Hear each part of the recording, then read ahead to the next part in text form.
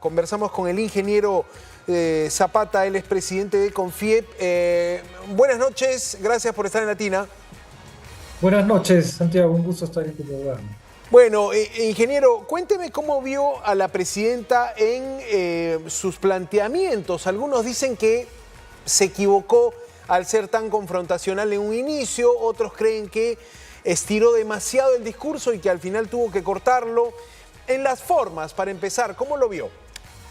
Mire, en cuanto a lo de ser confrontacional, yo no sé cuál ha sido su estrategia, pero no ha dejado de decir cosas ciertas, ¿no? En ese sentido. Efectivamente, el gobierno con el señor Pedro Castillo iba el país a la deriva, nos iba a convertir en una Venezuela, en una Nicaragua, sin ninguna duda, había perpetrado un golpe de Estado.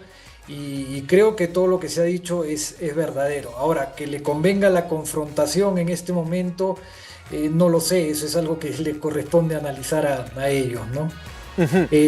En el tema económico, por ejemplo, le preguntaba a otros analistas si el mensaje parecía dejarle alguna idea al empresariado nacional, al inversionista, a quién se dirigía la presidenta, y muy pocos podían llegar a una idea en un mensaje tan largo. ¿Cómo lo sintió usted?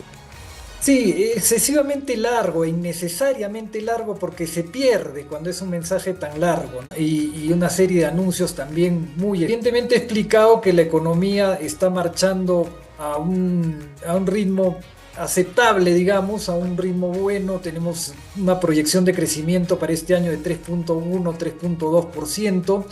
Lo cual es en parte mérito a los términos de intercambio con los que cuenta hoy el país, ¿no? Los números o los precios de los minerales y las materias que exporta el país están en sus máximos históricos.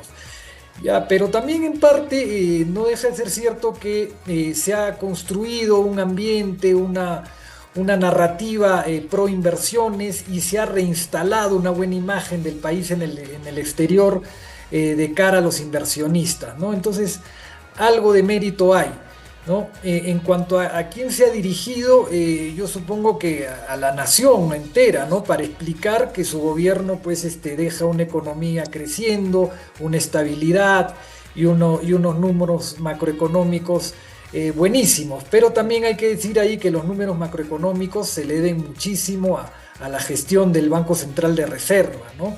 El tipo de cambio, la inflación tan controlada y las reservas internacionales netas que tiene el país hoy en día, también se debe a los buenos precios de los minerales, ¿no? Sí, sobre reservas internacionales, la presidenta dijo que su gobierno había elevado casi en 15.000 millones las reservas internacionales en dólares, que es lo que se tiene, ¿no? Para ponerlas sobre los 80.000 millones de dólares. Salud macroeconómica hay, pero usted me mencionaba el buen momento de los metales, ¿no? El buen momento de los precios de algunos commodities. Y la presidenta, ¿le parece que concretó o fue concreta en la agenda minera, por ejemplo?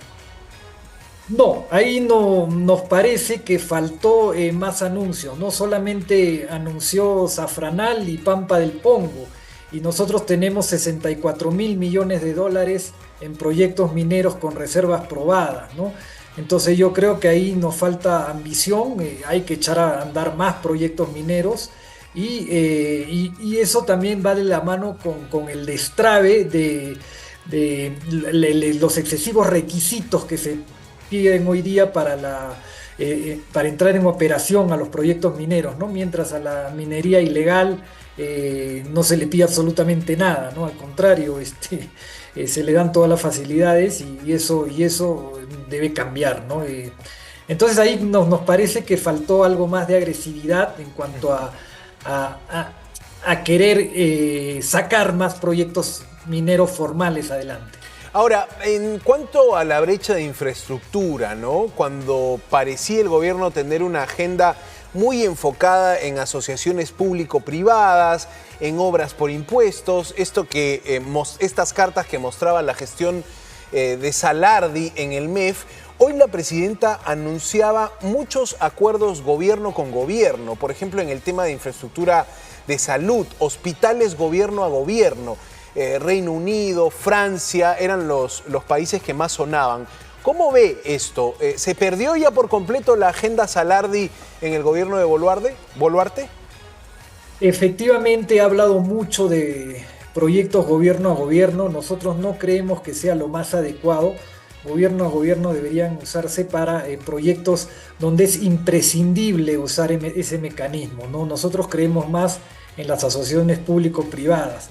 El gobierno a gobierno es caro, además es un poco abdicar a las funciones que tiene el Estado peruano, y por último consume mucho más presupuesto, mientras las asociaciones público-privadas van a consumir presupuesto futuro, ¿no? Porque invierte el privado, el privado es el que hace el gasto y se lo paga con los retornos que vengan a 10, 20, 30, 40 años, dependiendo de los años a los que se dé la concesión, ¿no? Entonces, para nosotros claramente es mejor un mecanismo de asociaciones público-privadas, y efectivamente notamos que con el ministro Salardi había más convicción hacia este tipo de mecanismo.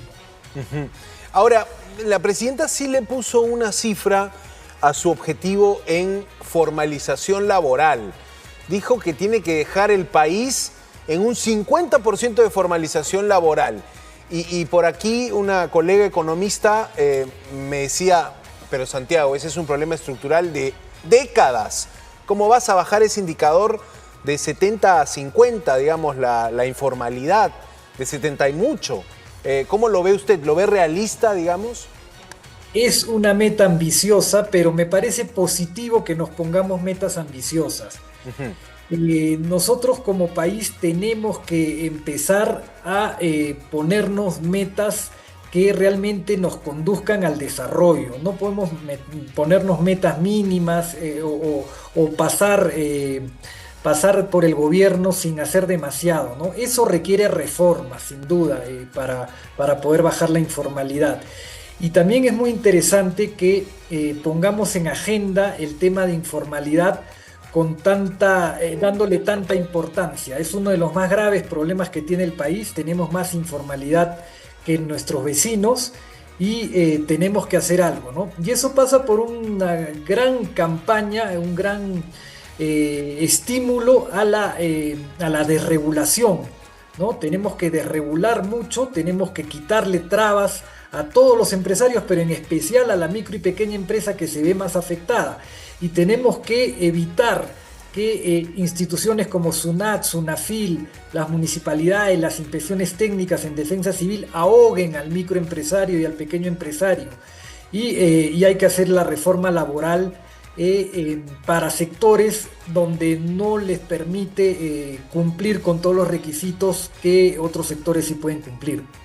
Correcto, ingeniero Jorge Zapata, presidente de CONFIEP, comentando el mensaje a la nación de la jefa de Estado. Le agradezco mucho por su tiempo, ingeniero. Muy buenas noches. Feliz 28. Igualmente, gracias.